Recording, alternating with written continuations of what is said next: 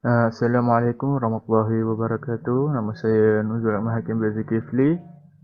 Uh, Bersama saya Khairul Haikal bin Johar dan Muhammad Alif bin Aziz.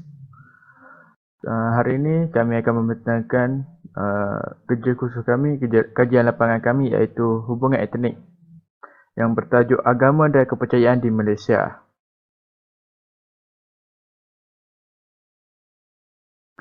Objektif kajian adalah seperti berikut: mengenal pasti perkara-perkara yang utama dalam sesuatu agama dan kepercayaan yang dianuti oleh masyarakat Malaysia, mengkaji perbandingan antara agama dan kepercayaan yang dianuti masyarakat Malaysia.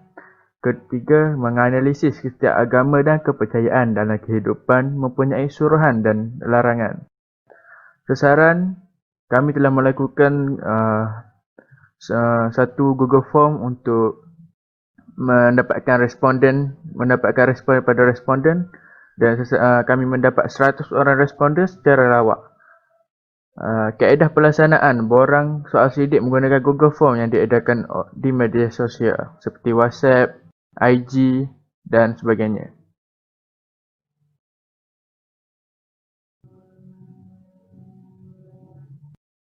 Pandangan respon akan dikongsikan oleh sahabat saya, saudara Muhammad Alif dan Khairul Haikal. Bismillahirrahmanirrahim. Assalamualaikum warahmatullahi wabarakatuh. Nama saya Khairul Haikal bin Johar. Nombor matrik saya 2019406738. Okey. Saya akan meneruskan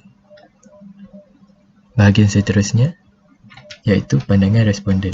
Untuk makluman, soal sidik kami ni terdapat 100 orang responden. Untuk soalan pertama ialah berkaitan jantina.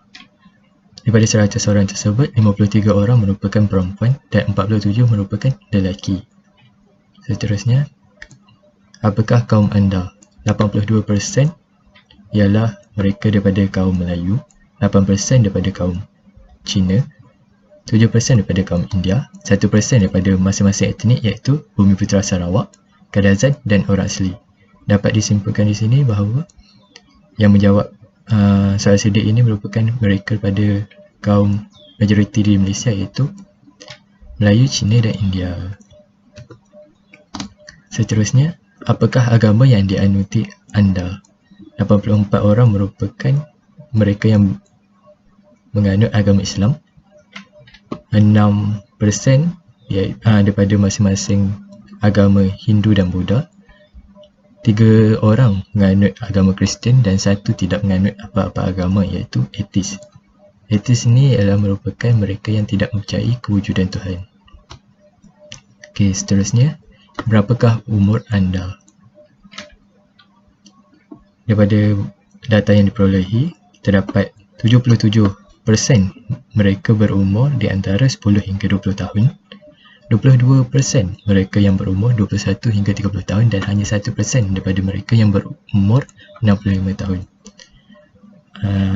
Dapat disimpulkan di sini bahawa 99% atau majoriti responden merupakan mereka yang masih belajar dan daripada golongan belia. Seterusnya, soalan, apakah anda percaya bahawa agama itu penting dalam kehidupan seharian? 99 orang responden bersetuju dengan kenyataan tersebut dan hanya 1% tidak bersetuju dengan kenyataan yang diberikan. Dapat disimpulkan di sini bahawa majoriti rakyat Malaysia mempercayai bahawa agama itu merupakan aspek yang penting dalam kehidupan seharian mereka. Okey, seterusnya saya akan serahkan kepada saudara Muhammad Alif untuk dia membentangkan bahagian beliau. Sekian saja daripada saya. Terima kasih. Terima kasih kepada saudara Khairul Haikal. Bismillahirrahmanirrahim. Assalamualaikum warahmatullahi wabarakatuh. Nama diberi Muhammad Ali Firdaus bin Aziz. Nombor matrik saya adalah 2019207438. Saya akan menyambung perbincangan ini dengan, pada pendapat anda, adakah perbezaan agama adalah punca kepada perpecahan antara kaum? Sebanyak 66 responden berpendapat bahawasanya perbezaan agama adalah bukan punca terjadinya perpecahan kaum, dan terdapat juga responden iaitu sebanyak 22% menyatakan perbezaan agama adalah punca terjadinya perpecahan kaum. Dan sebanyak 12% responden tidak pasti tentang perpecahan antara kaum disebabkan perbezaan agama. Seterusnya tentang adakah anda percaya setiap agama menyeru penganutnya berbuat kebaikan dan meninggalkan keburukan?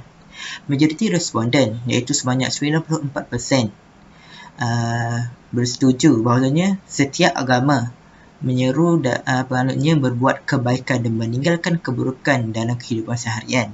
Dan ada juga responden tidak bersetuju tentang setiap agama menyeru penganutnya berbuat kebaikan dan meninggalkan keburukan.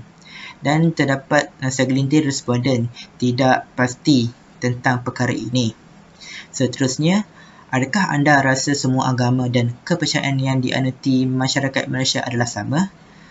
Berdasarkan graf tersebut, sebanyak 70% menyatakan bahawasanya setiap rakyat Malaysia tidak menganuti agama dan kepercayaan yang sama. Manakala sebanyak 15% bersetuju bahawasanya semua agama dan kepercayaan dianuti masyarakat Malaysia adalah sama. 15% selebihnya tidak pasti sama ada agama dan kepercayaan yang dianuti oleh rakyat Malaysia adalah sama ataupun tidak.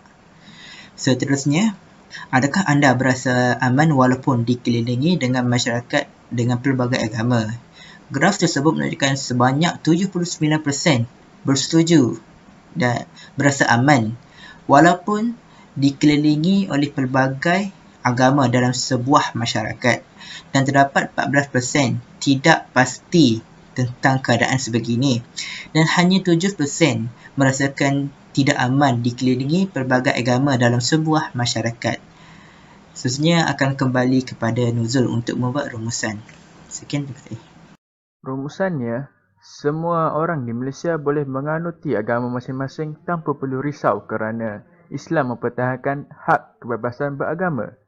Rumah ibadat untuk semua orang, untuk semua agama boleh didirikan berdasarkan dasar tersebut. Malaysia mempunyai masyarakatnya majmuk, masyarakatnya mampu bertoleransi dan hidup aman damai.